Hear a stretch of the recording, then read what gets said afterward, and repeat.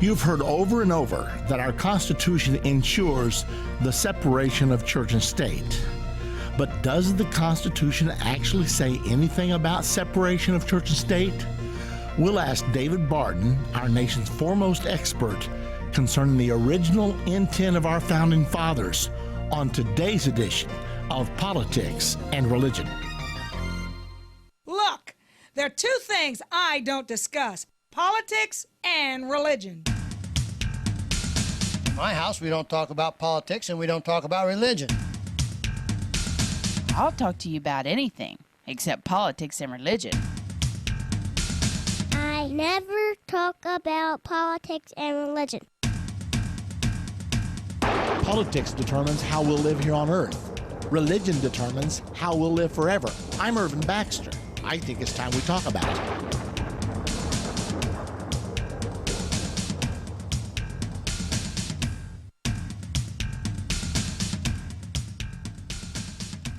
Welcome to this special edition of Politics and Religion.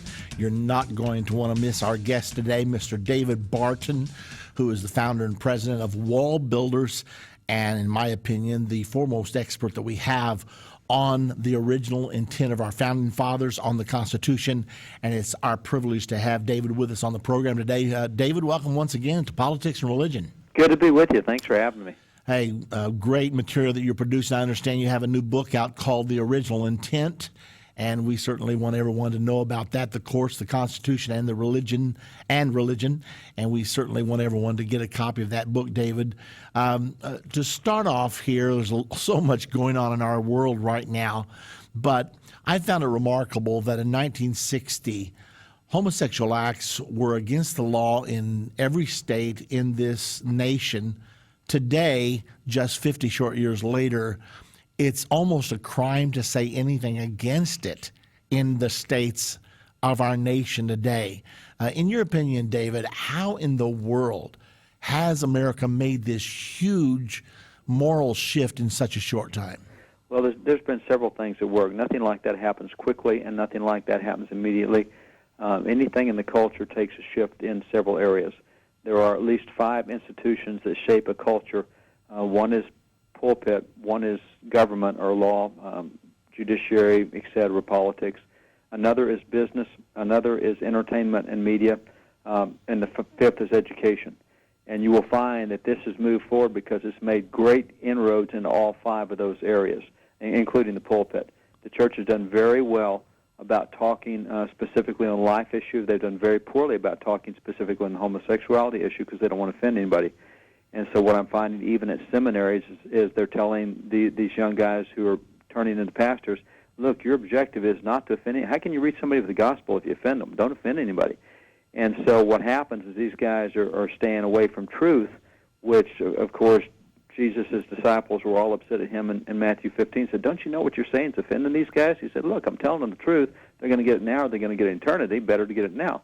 So we have really given up the pulpit. We have given up business in a lot of ways because we've allowed 1 or 2% to make such a noise in the media, which has been very complicit. We certainly see education.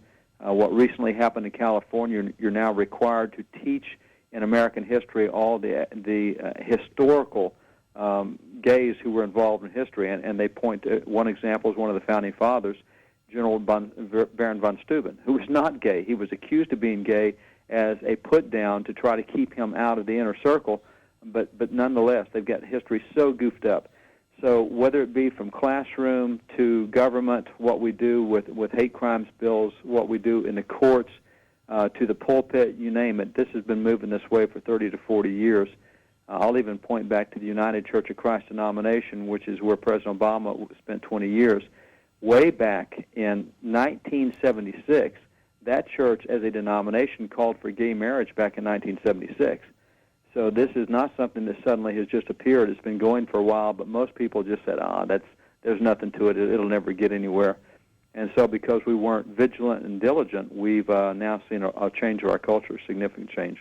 So now we're seeing it almost overwhelm many of the mainstream denominations of Christianity today, which is astounding when the Bible is so crystal clear about that issue.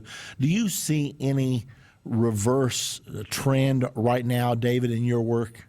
I do. I see a significant reversal. Number one, because there's such a huge hunger right now for the Constitution, for original intent, for founding fathers, for declaration. Certainly what we see with Tea Party is reflective of that, but in the last 3 years, the request for us to teach Constitution classes at churches has gone through the roof. And I see that literally from a historical sense, both biblically and historically, that's a sign of revival. When you go back to the old documents and you want to rediscover the scroll that was in the temple, and you want to go back and in the time of Esther, read the old scrolls of the kingdom and read the old history, that's what leads to revivals. And so we have seen that in a very massive way going in that direction. And I really, because, you mentioned so many denominations have headed in pro-homosexual direction, I find it significant that those denominations that have embraced that position are shrinking denominations. The evangelical side that has not embraced that position are growing. As a matter of fact, even within mainstream denominations that embrace it, those specific churches that did not embrace that doctrine are still growing. So by the people themselves, the people aren't there. The culture is, the people aren't. It's just that the people have felt pretty impotent on pushing back. So I see a lot of good happening. I think the kids are really open to this in a lot of ways. As I speak to youth groups, and I don't mean youth groups in the sense of church, I mean at law schools, universities, etc. It's just that the other side has never been presented. They've never seen the statistical impact. I mean, there is a reason that even to this day, the Center for Disease Control will not allow gays to give blood. There are health risks there, and they get none of that. So what I've found is that young people are very open to a different position, different side, and if you're able to say, oh, by the way, here's the Bible and here's medical science that goes with it, then it's really compelling to them. So I do see a lot of positive things happening, not the least of which is the hunger to get back to traditional values, traditional documents, some traditional underpinnings that have been part of America for 4 centuries. Well, it seems like things are changing so fast, almost is breathtaking sometimes, some of the things that we've witnessed even over the last 2 or 3 years. And so sometimes you wonder, well, can we stop this freight train that seems like it's on a runaway course? Let me ask you this. For several years now, it seems like whoever we vote for, whether it's Democrat or Republican, no matter what we vote for, it seems like the same old ends up carrying on. What do you think of that trend? Well, it seems that way, but that's really not accurate. It's only accurate in certain areas.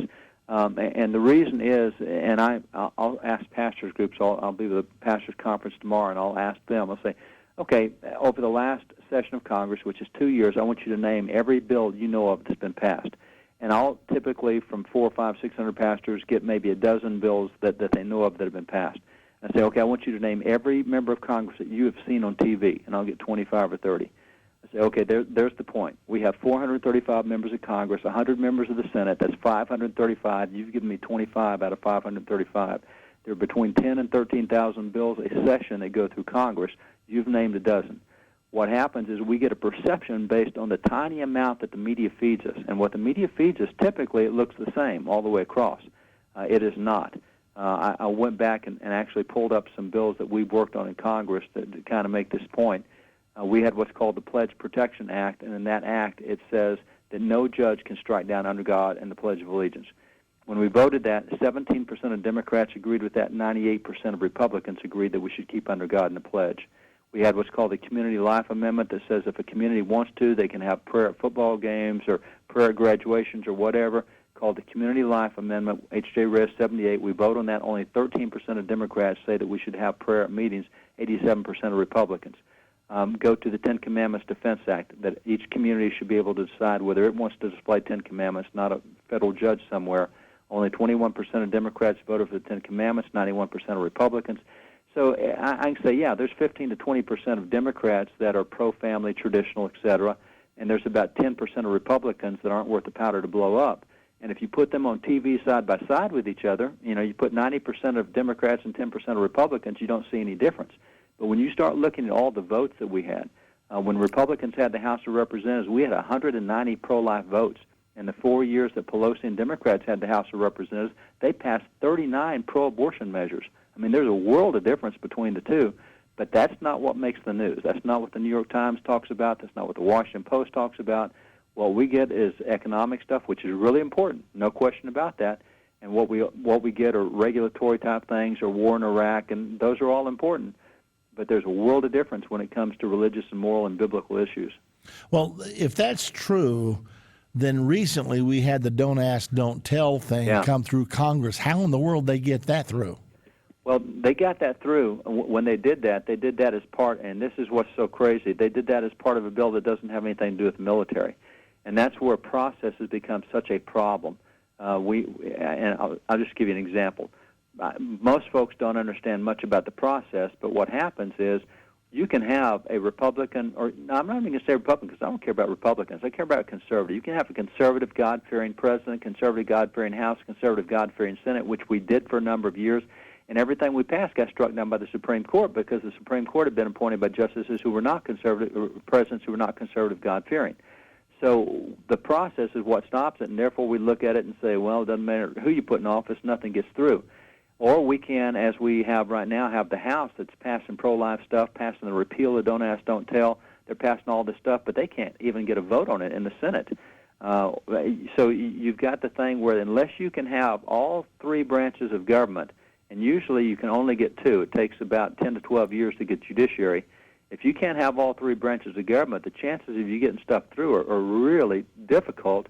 And any given president in his 4 to 8 year term is going to appoint 40% of the federal judges in the United States. So when you take the philosophy of a president, be it liberal or conservative, that's where so much policy is made. Isaiah 126 says the righteousness of a land is dependent on the judges in the land, not the legislators. And so whether you look at abortion on demand, we've never had a state pass an abortion on demand law, but the courts have said we have to have that in all 50 states. We had, for example, Texas, who said we think sodomy is wrong. And the U.S. Supreme Court said, no, nobody can ban sodomy anywhere, Lawrence versus Texas decision. We've never had a legislature say you can't have prayer at a football game or prayer at graduation, but the courts told us we can't do that. So we continually get good things through the House or the Senate, sometimes signed by the President, sometimes not, and the courts strike them down. So what happens is we tend to look at an election every 2 years, and what we need to do is look at a lifetime of elections. My contention is every time you vote on a president or a U.S. Senate, the first question you should ask is Isaiah 126, and that is, where are you on judges? Because judges determine more of the righteousness of the land than either party does. And by the way, there are 17 political parties actively engaged in the process. None of them will determine righteousness. It'll be the judges that do based on the Scriptures. So that's not where we look when we vote. We look at our pocketbook, even right now in the upcoming election. The most significant thing out there is the economy, and yet I would argue the most significant thing is the possible retirement of Ginsburg, because if she goes off the court, that gives us a chance to put a constitutionalist on there, and we would see things go in a radical direction for the next 30 years. So that's really more of an issue to me than what the economy is doing or what's happening in the Middle East, although I've got to say from a biblical perspective, I'm very, very concerned about what we're doing to Israel right now. Demanding they go back to 67 borders. I mean, from Genesis 12:3, that's a problem for me. But nonetheless, there's very few things that rise to the top of my list, regardless of what's going on in the nation. But judges is one of them. I want to talk to you about what's happening in Israel before we're finished today, David. We're up against a break right now. And the little bit of time we have left before this break, just talk to us a little bit about your book, Original Intent. Original Intent, we go back and look at the origin of separation church and state, what the founders meant by it, how we used that for 150 years, and how the courts have reversed that meaning in the last 50 years to secularize America. We used the founders' own writings to prove what they wanted. Tell you what, let's do. Right after the break, we'll come back and make sure everyone knows how to get a copy of that book. Technology, technology, technology. I know what you're thinking. It isn't for me.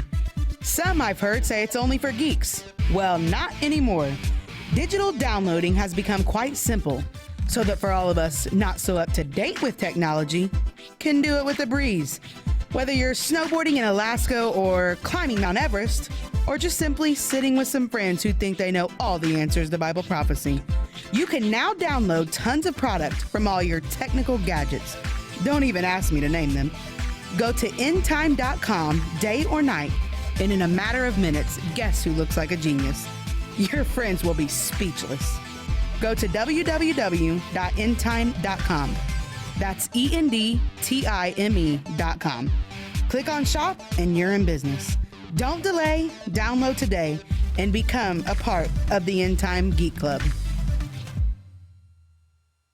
Endtime Ministries presents End of the Age, a 30-minute commercial-free TV show hosted by Irvin Baxter. Every Monday, End of the Age airs on the Church Channel at 9 p.m., Daystar at 10 p.m., and on TBN every Wednesday morning at 7 a.m., all Central Standard Time. On End of the Age, Irvin depicts how modern issues like an establishment of a one-world government, the religion of Islam, a coming World War III, and more line up so clearly with Bible prophecies written over 2,000 years ago. To get tomorrow's news today, be sure to tune into End of the Age every Monday on the Church Channel at 9 p.m., Daystar at 10 p.m., and on TBN every Wednesday morning at 7 a.m., all Central Standard Time. Visit endtime.com for more details or call us at 1-800-ENDTIME. That's 1-800-363-8463.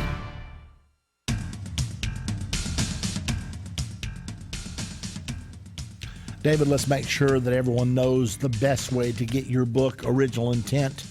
Tell us. Probably the easiest way is to go to wallbuilders.com or amazon.com, or any of the major distributors all have it. But wallbuilders.com, you can order it right there. I think what you're doing is so critical to us because so many people assume a lot of things that are not true. And I want to spend just a minute here talking about the separation of church and state. We have heard that so many times that we assume that phrase is actually in the Constitution. Yeah. Is it? It is not. It is actually a phrase that was originated by ministers. The first time it was used was in the late 1500s. And it was because, from a Christian history standpoint, some of the great theologians in America, John Wise in the 1600s and others, wrote about what they called the three eras of Christianity. The first era is what they call the period of purity. It's the first 3 centuries. The church did just what Jesus told them to do. Starting about the 4th century, for the next 12 centuries, the state took over the church and said, we're going to make everybody Christians. If you're not Christians, you get put to death. And by the way, since we're in charge, we'll tell you what your doctrines are. We'll tell you what to believe. Let's put the Bible away. You sure as heck don't need that because we'll tell you what it says. And so that's called the period of corruption or the period of apostasy. That's where there was no church and state. There was one institution. And significantly, the kings actually had their crowns fitted to wear on top of the church mitre. The mitre is the headgear that church officials wear. So the king wore both the church and the state headgear at the same time as he sat on his throne. The use of that phrase came with Henry VIII, who said, I want a divorce, and the church said, no, we don't do divorces. Henry said, no problem, I'll start my own church, give myself a divorce.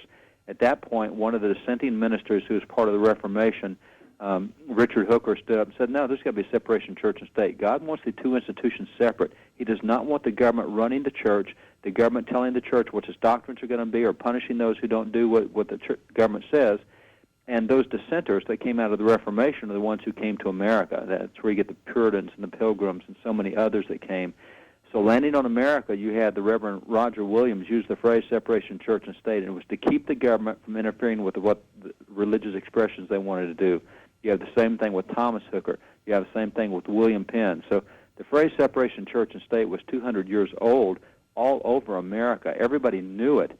And when Jefferson used it in 1801, he used it exactly the same way because the Danbury Baptists wrote him a letter that said, hey, we're afraid the government's going to stop our religious expressions. He said, don't worry about it. There's a wall of separation between church and state.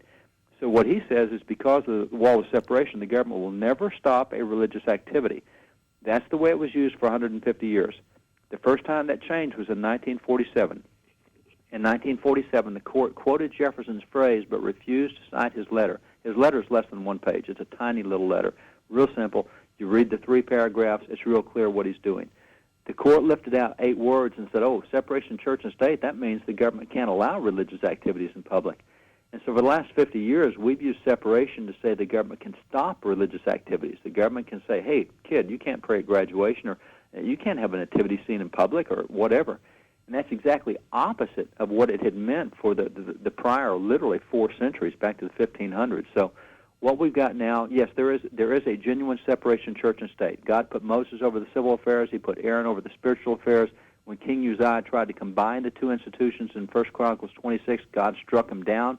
God made 2 separate institutions. So separation of church and state is to make sure the government doesn't run the church. Now, what we got now is making sure that God's not mentioned anywhere publicly, and that's crazy. I mean, we just fought a lawsuit this last week Governor Rick Perry called people to prayer, and they filed a lawsuit said that violated separation of church and state to have people voluntarily gather at Reliant Stadium and pray. That's nuts. That was never the intent. So the First Amendment actually says that the government shall pass no law concerning religion. The First Amendment's real simple. First Amendment says Congress shall make no law respecting an establishment of religion or prohibiting the free exercise thereof. That wording is divided into two clauses we call the Free Exercise Clause. The government can't stop your free exercise of religion. And two, the Establishment Clause. The government cannot establish a national religion like England had done, like they'd done in France and Spain and Portugal, elsewhere. The only limitation of the First Amendment is to tell Congress what it cannot do. What happens today is they use the First Amendment to tell a mayor what he can't do, to tell a student in school what he can't do, to tell somebody praying in public what he can't do. The only limitation is Congress, you can't stop somebody's religious expression. In Congress, you can't set up a national denomination, and that's all the First Amendment says. And we've taken that and turned that on its head to where that Congress now means an individual, and making a law now means having a religious activity. I point to Minnesota. A state employee in Minnesota was banned from parking his car in the state employee parking lot because he had a religious bumper sticker on his bumper. They said separation of church and state. Whoa! Separation of church and state is what Congress can do. It has nothing to do with the guy putting a bumper sticker in his car and parking in an employee parking lot. But that's how far we've gone in the opposite direction.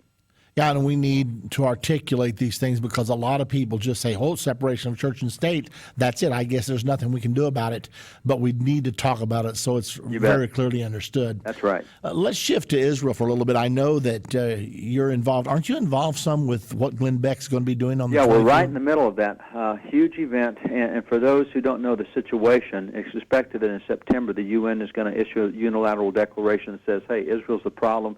If they'll go away, we wouldn't have conflict in the Middle East. So they're going to call for the unilateral establishment of a Palestinian state, tell Israel essentially to take a hike, don't defend yourself. And at that point, it becomes a global hunting license on Israel. So what we felt was important to do was get to Israel, have an event where we invite world leaders, both spiritual and political. So we have 74 nations coming to Israel right now. We will globally televise this and say, hey, the world stands with Israel's right to exist. We stand with their right to defend themselves, etc. It's really significant that we defend Israel from my standpoint, so I'm very intimately involved with the 4 days of activities we'll have there.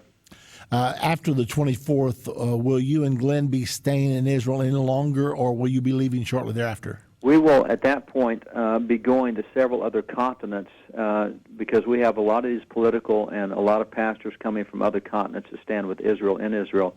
We will then go back to some of their continents and do rallies in their continents on standing with Israel. Right now, it is amazing to me that there is such hostility even in what used to be the traditional Christian nations, that the head of the major political party in Israel was just denied the ability to speak at a university in London because they said, you're an Israeli, you're a terrorist, we don't let you speak here. John Hagee, who's outspoken for Christian, head of Christians United for Israel, has just been told by the London police that if he lands in London, he will be arrested for aiding and abetting terrorism because he promotes Israel. So you're talking even one of our allies like Great Britain who's become so Israel hostile, it is unbelievable. And that's what we're seeing in a lot of other continents. So after the event in Israel, we will visit some of those other continents with large rallies and encourage Christians to stand up and remember what the Bible says about Israel and their role and their place. And Paul's clear they may be enemies as far as the gospel is concerned, but they are the elect of God, and we have the promise in Genesis 12:3 that the way that we treat Israel is the way God's going to treat us. So pretty simple stuff from where we stand.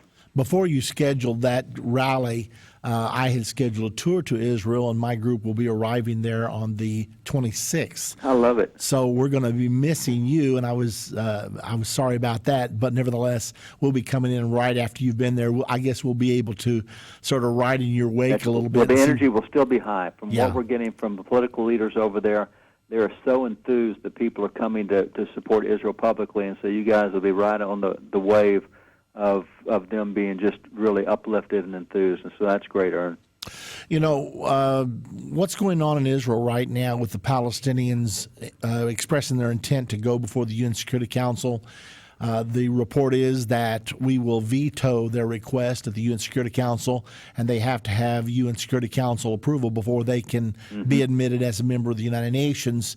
However, the word is that President Obama has got Prime Minister Netanyahu in a headlock, saying you must agree to negotiate starting with 1967 borders with land swaps for the basis for negotiation, or else we're not going to use our veto power. Now that's being said because Netanyahu has now come out apparently and said, "Oh yeah, well we'll negotiate beginning with 1967 borders as long as there are land swaps to accommodate population centers."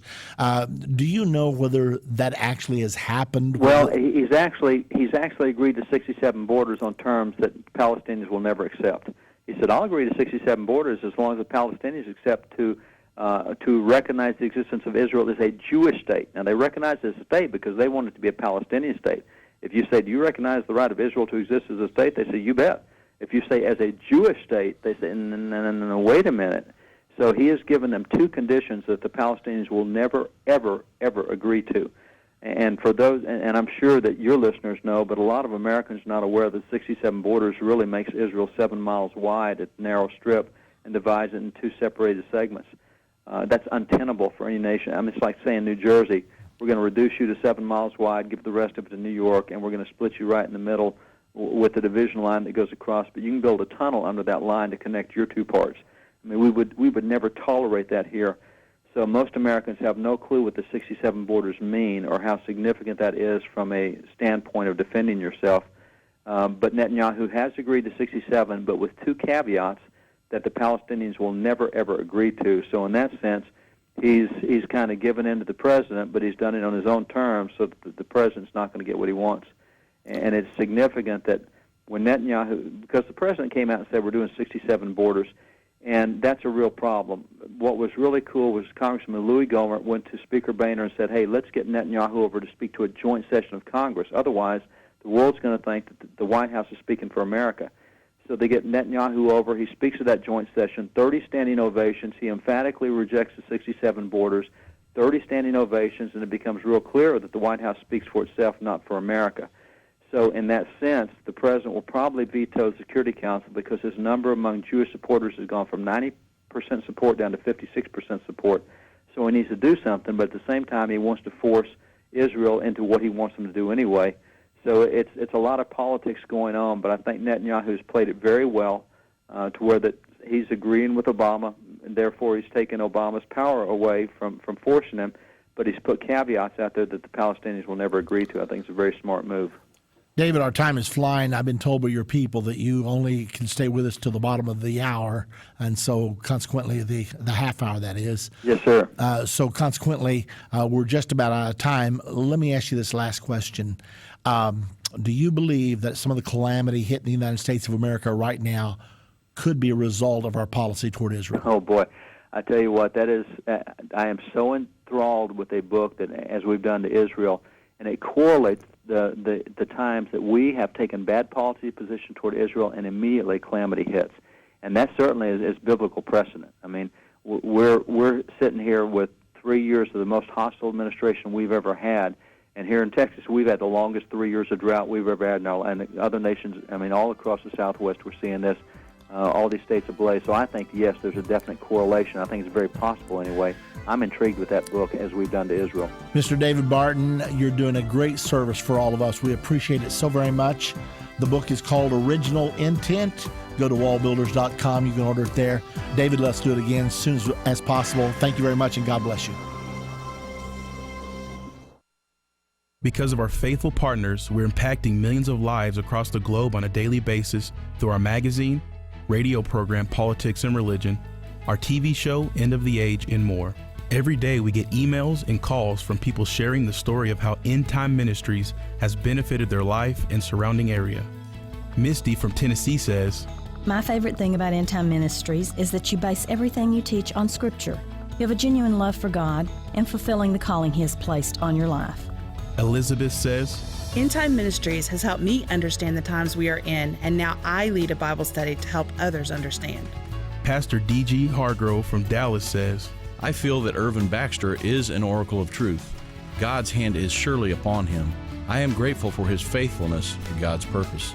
Go to endtime.com or call 1-800-ENDTIME and ask how you can become a part of Endtime Ministries as we fulfill the Great Commission and change the world together.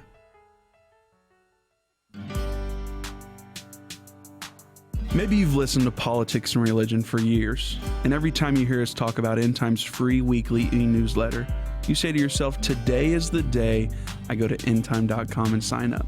But the teacher from school calls, Junior's sick, your husband texts you a picture of the mailbox that Susie ran over while learning to back out of the driveway, and as you try to get out of the door, your boss is waiting for that detailed report that was actually due yesterday. All of a sudden, convenience is not on your side, and now the e-newsletter is the last thing on your mind. We now offer an easy-to-use feature that is perfect for those of you that have little time to spare. Just text the word ENDTIME to the number 22828. It's that easy. Text ENDTIME to the number 22828. That's ENDTIME to the number 22828.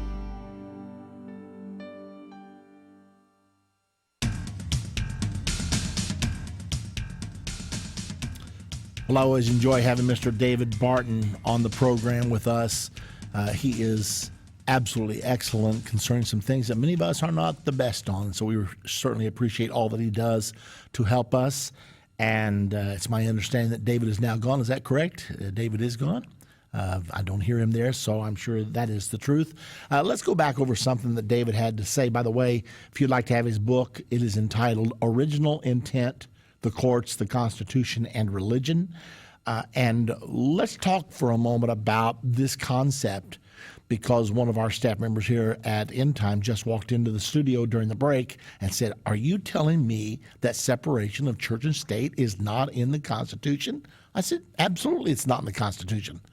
And he was absolutely incredulous. And I'm talking about a fine, intelligent young man, and yet somehow it has been drilled into him through his school years, through college, that separation of church and state is in the Constitution. Here's what the First Amendment says. Congress shall make no law concerning the establishment of religion or the free exercise thereof. So if you want to pray in the middle of the White House, they can't make a law against it. If you want to pray in the park, they can't make a law against it.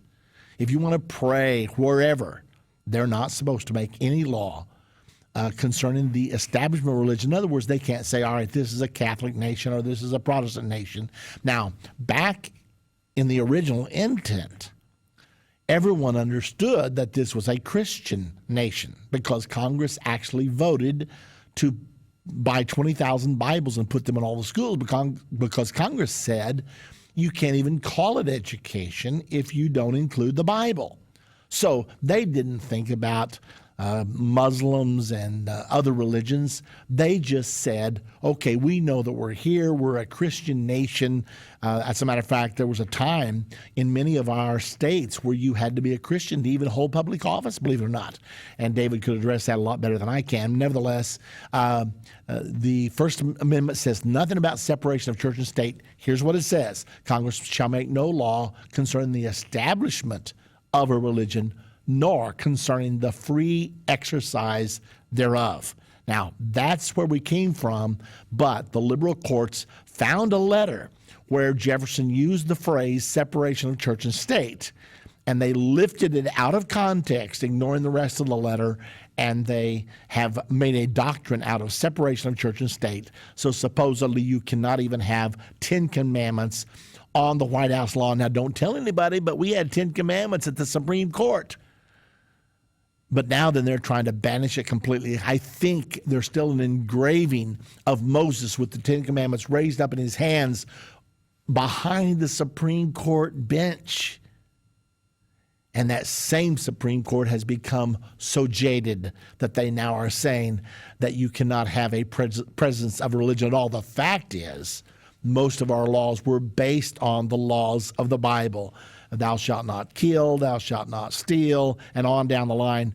We pretty well had the 10 Commandments as the backbone of our law here in the United States of America until recent times. Now then, liberal courts are doing an about-face trying to disannul all this. Interesting material.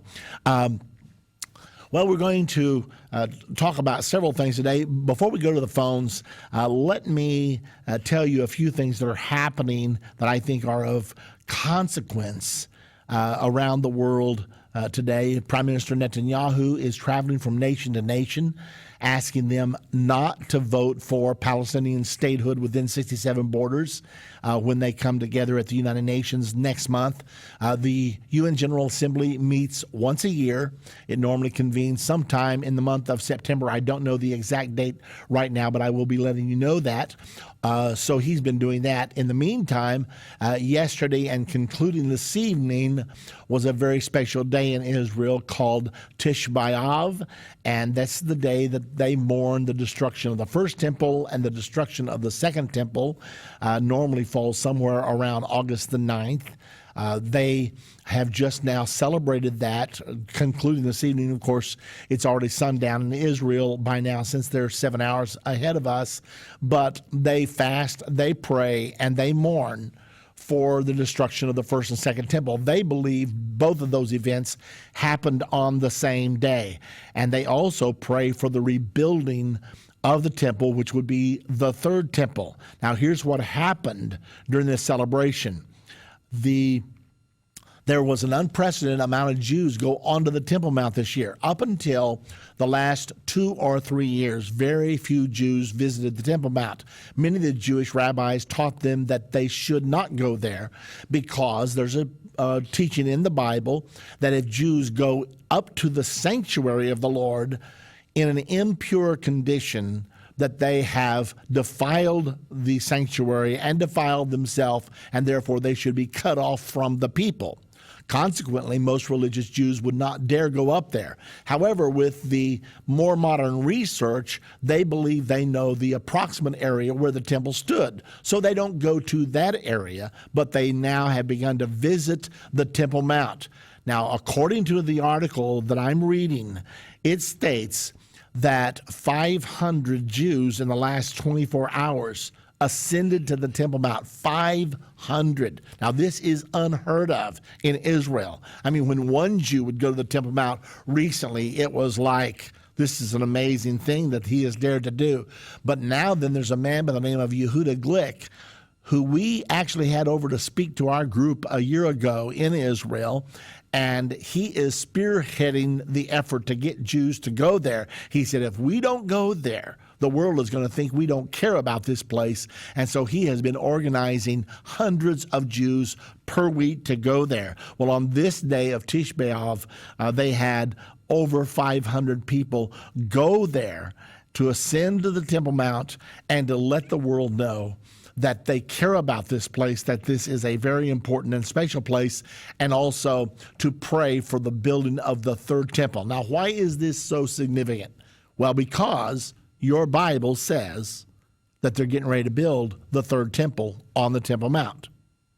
Your Bible states that they're going to solve the dispute over the temple by putting it under a sharing arrangement between Jew and Gentile, which will probably mean between Jew and Muslim. But they're hoping to make the Temple Mount an open area. However, according to the prophecy of the Bible, once the temple is built, there will be areas of the temple that will be off limits to anyone but a Jewish person. And that's the way it was in the Old Testament times. So that's what's getting ready to happen. However, the Bible says that the outer court was called the court of the Gentiles. And actually, if they build the temple where they think they should build it, that's going to leave the Dome of the Rock in the outer court. And Mr. Asher Kaufman, who is a Hebrew professor in Israel, has written a book explaining where he believes the temple rightfully should stand. And this would leave the Dome of the Rock in the outer court, which would be okay, he says, because the outer court was called the court of the Gentiles anyway. So we're marching right now toward prophetic fulfillment. I'm going to have a lot more to say about what's going on in Israel concerning the Palestinian plan to ask for recognition from the United Nations. The world government, when it convenes, in a few days, and I don't have the exact date, but about a month from now, when it convenes, it is going to be considering ruling that the promised land, part of the promised land, must be taken and given to the Palestinians. Now, God said that the promised land should belong to the seed of Abraham, Isaac, and Jacob forever. The world community is going to be asked to rule against God. Now, think about this for a moment. The world government, and the United Nations is a world government. It's the only entity on earth designed to be a world government. Don't ever forget it. They say, no, we're involved in global governance. How stupid do you think we are? We have a dictionary. Look up governance. The definition is government. Global governance is global government. If you don't believe it, ask Mr. al-Bashir of Sudan. He has a warrant issued for his arrest from the global government, and he only has avoided it by staying at home within his own territory. Mr. Muammar Gaddafi now has a warrant issued for his arrest by the global government. When a government can arrest you, when a government can put you on trial, that is a government with teeth. And the United Nations is becoming stronger and stronger every single day. We're going to have a lot more to say about that. Nevertheless, that's what's going on. The world community is going to be ruling over whether God is right or wrong next month. They're going to be asked to vote on should the area of Judea, Samaria be given to the Palestinians for a state, and should East Jerusalem be made the capital of that state. Now, we're hearing that Barack Obama is going to veto this resolution. I'm hearing that he's only going to veto it because he strong-armed Netanyahu into saying, okay, we will negotiate on the basis of 1967 borders.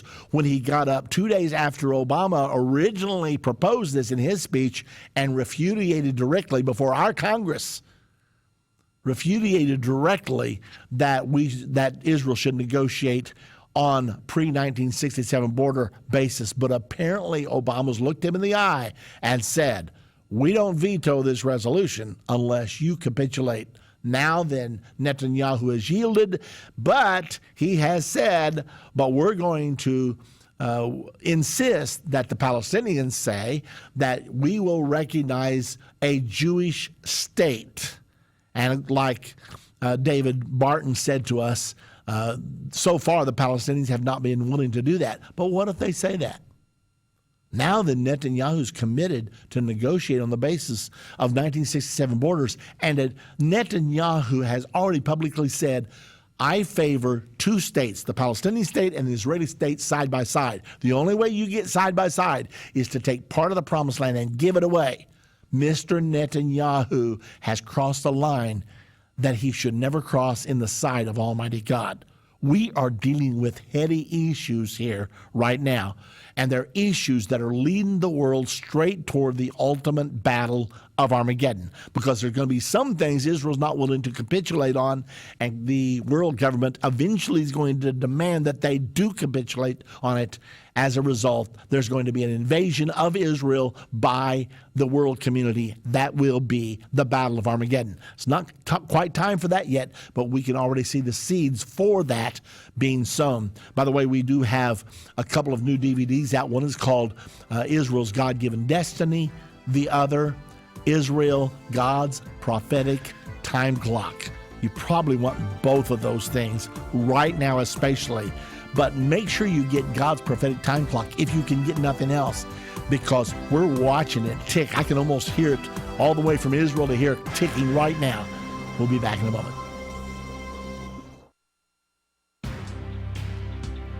Do you ever hear the news and know that something's just not right? Do you ever read about politics and think, what is going on? Maybe you wonder what all this means for you and me. Well, we finally have some answers.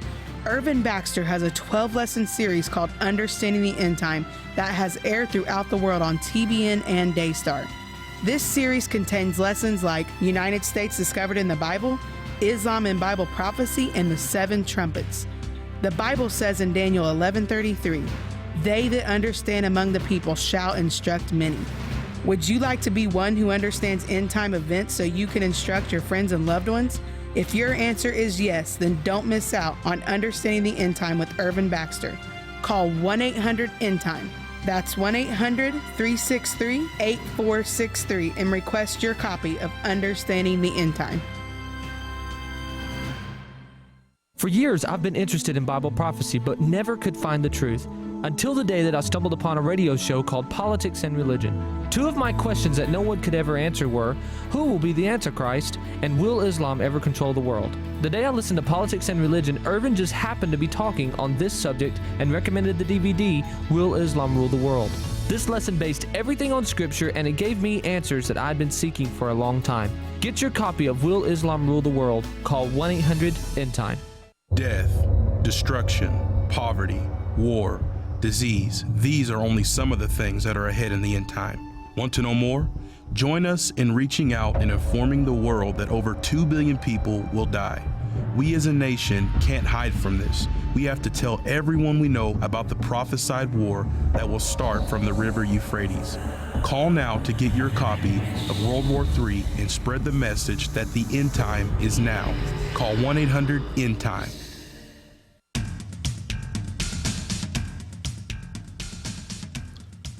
For any of our End Time productions, you may call 1-800-END-TIME or visit endtime.com. Let me repeat one more time, since the conversation with David Barton did turn to Israel. Let me repeat to you that the two DVDs that we produced fairly recently are Israel, God's Given Destiny, and also Israel, God's Prophetic Time Clock. I recommend both of those to you. Together, they will give you a real good overview of what we're facing right now. So if you're interested, call us 1-800-END-TIME or go to endtime.com. Those two DVDs are part of our larger End Time series that's now available to you if you'd like to have the entire series called Understanding the End Time. In my opinion, every person on this planet should go through that entire series right now. That's how important it is, in my opinion, because we are facing prophetic fulfillment at a rapid rate never seen before in the history of the world. So if you're interested, our operators are standing by right now, 1-800-END-TIME. We need to get to the phones, and we need to get there fast. So let's go to Indiana first of all. Hello, Marcy. How are you doing? Fine, I Marcy. want to say that we should always stand up for Israel and Jesus Christ and his, commandments, and we shouldn't be afraid to pray in public, and we should always stick up for Israel. And Marcy, a lot of people wonder why, because Israel doesn't even believe in Jesus Christ as a whole right now. But the Bible says to Abraham and his seed after him, I will bless those that bless you. I will curse those that curse you. And the rebirth of the nation of Israel is a God thing. It's prophesied 2,500 years ago in the book of Ezekiel, chapter number 37, the rebirth of the nation of Israel. So this is something God is doing in the land.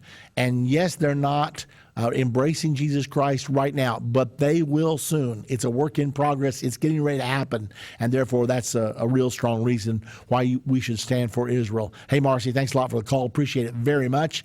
And now then, let's go to Arkansas, where I will be traveling to this week. By the way, before I bring Blake on, let me just quickly tell you, we'll be in Winslow, Arkansas on Thursday evening on the 11th. We'll be in Fort Smith, Arkansas on the 12th. So make sure you come out to either of those conferences or both, different subjects each night. So if you can do both, that would be absolutely great. So Thursday, Winslow, Arkansas. Friday, Fort Smith, Arkansas. I'll give you more details later, or go to endtime.com. Okay, Blake, hello, what's on your mind?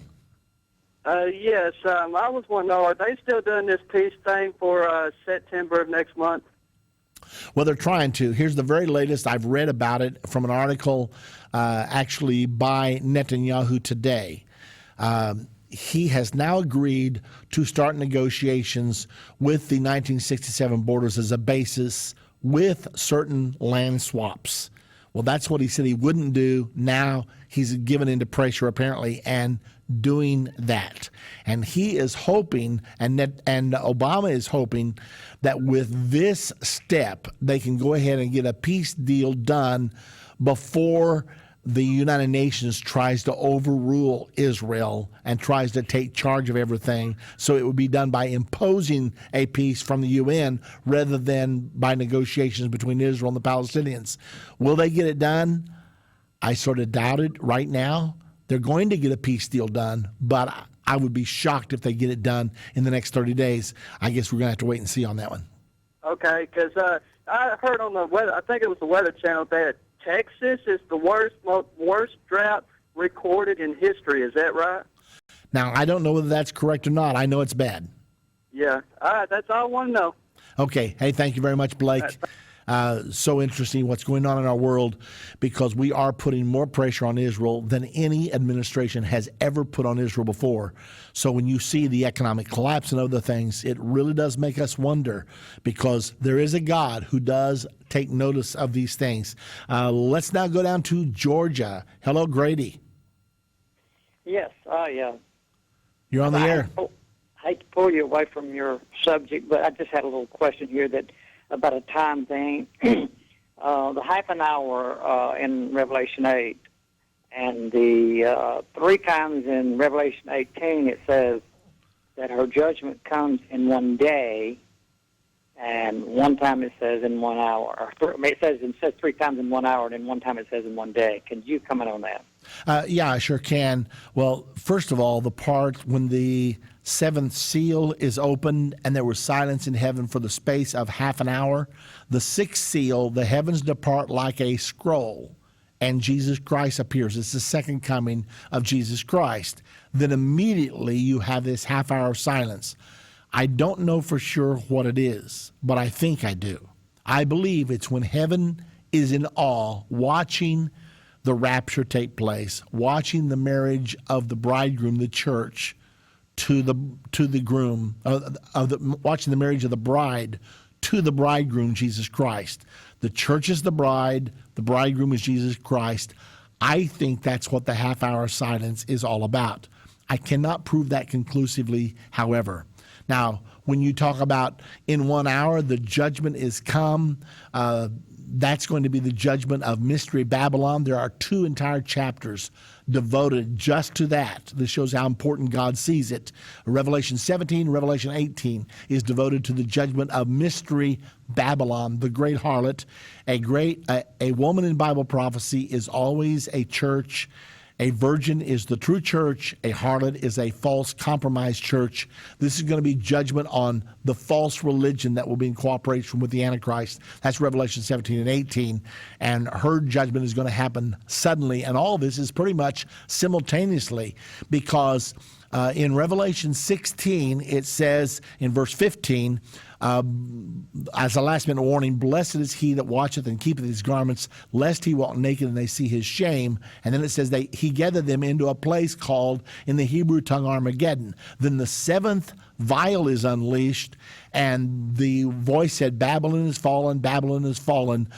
Come and I will show thee the judgment of Babylon. And chapter 17 and 18, immediately after that, shows the judgment of Babylon in chapter 17 and 18. And then chapter number 19 is devoted entirely almost to the Battle of Armageddon. So it's very interesting. But that's my understanding of what that's all about, Grady. Well, the time frame was about all I was talking about. I have read it many times, and I know what you're talking about is very true, as far as what you said. But the half an hour, or rather 3 times in 18, it says her judgment come in 1 hour, and once it says in 1 day. And so I've been trying to think upon that, and I thought maybe you might help me to come to that time frame. Well, here's one thing that I found. Sometimes this is a manner of speech, because the Bible says that the 10 kings receive power as kings 1 hour with the beast, with the Antichrist. Well, that does not mean 60 minutes, certainly. It means a very short period of time. So it's a manner of speech there, and it may be a manner of speech in other places. Now, I tend to think the half-hour silence in heaven could well be, since it's so specific, could well be more than a manner of speech, but a literal half an hour. Again, I can't prove that conclusively. appreciate that, sir. Okay, thank you very much, Grady. And we got one more to get in. I think we're going to make it. Let's go now to Indiana. And hello, Brandon. Are you still there, Brandon? Oh, yep, I'm here. Okay. Yep. I was wondering, since we're so heavily involved with the UN funding them and helping them out with charities and all that, helping the world, how in the world are we supposedly have the eagle's wings plucked away from that when we're so involved with the UN as part of the beast? Well, it's a really good question. What you have to realize is that Israel is the greatest enemy to the UN, and the UN is the greatest enemy to Israel, and the eagle finds herself in the middle. It was just like when President Obama made the speech, and then 2 days later, Netanyahu spoke before the joint session of Congress and contradicted exactly what what Obama had said 2 days before then. There's a great tension here.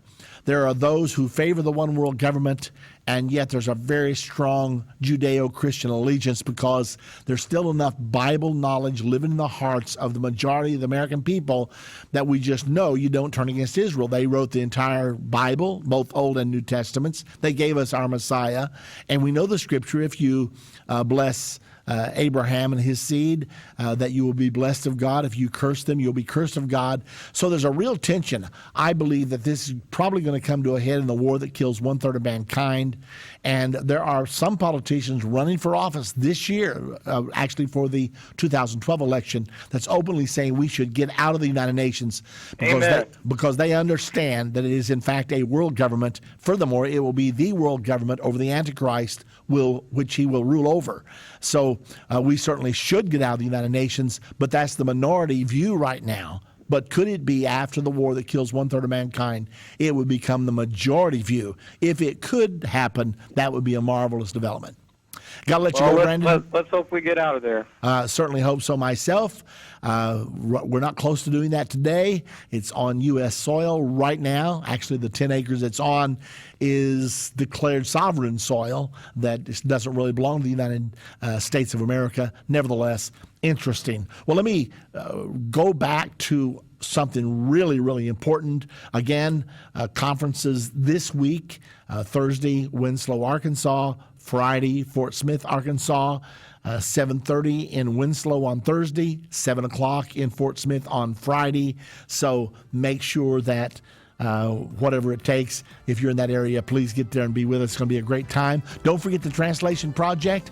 We're translating the Understanding the End Time series, all 14 prophecy lessons into the languages of 90% of the world. Right now, we only reach about 1/3 of the world, or even less than that, because we're only in English. Once we get this translations done, 90% of the world, we need your help to donate 800 End Time.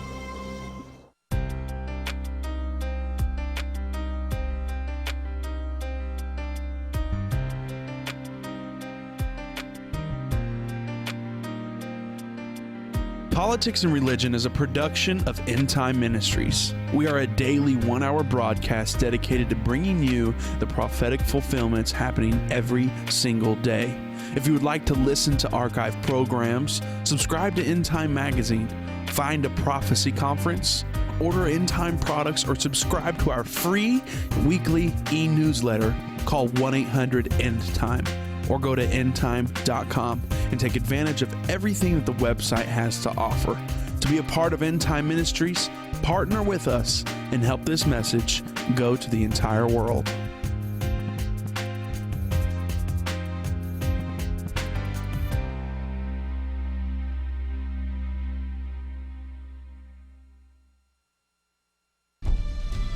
Endtime Ministries is a partner-supported ministry. We'd like to take a moment to thank all of our loyal partners and listeners for helping make Politics and Religion and Endtime Ministries possible. This program proves that the system of implementing 666 is being set up right now. The U.S. government is attempting to establish a national ID through the standardization of driver's licenses. The world is being prepared for the mark of the beast right now. For a gift of $25 or more, you can have a copy of today's program with Irvin Baxter and Mark Lerner, Could U.S. Escape 666, Mark of the Beast? Simply go to endtime.com or give us a call today at 1-800-ENDTIME. That's 1-800-363-8463.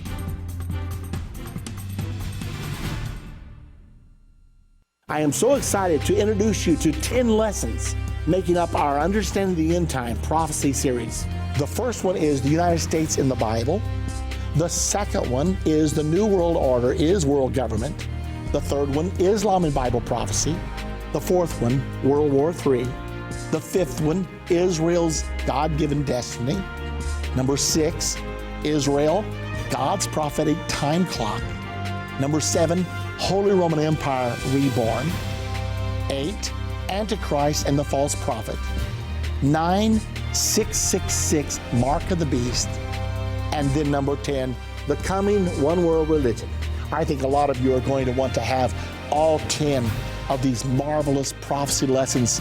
If you go through just these 10 DVDs, each of them 1 hour, you are going to know more about Bible prophecy than the average student graduating with a degree from a theological seminary.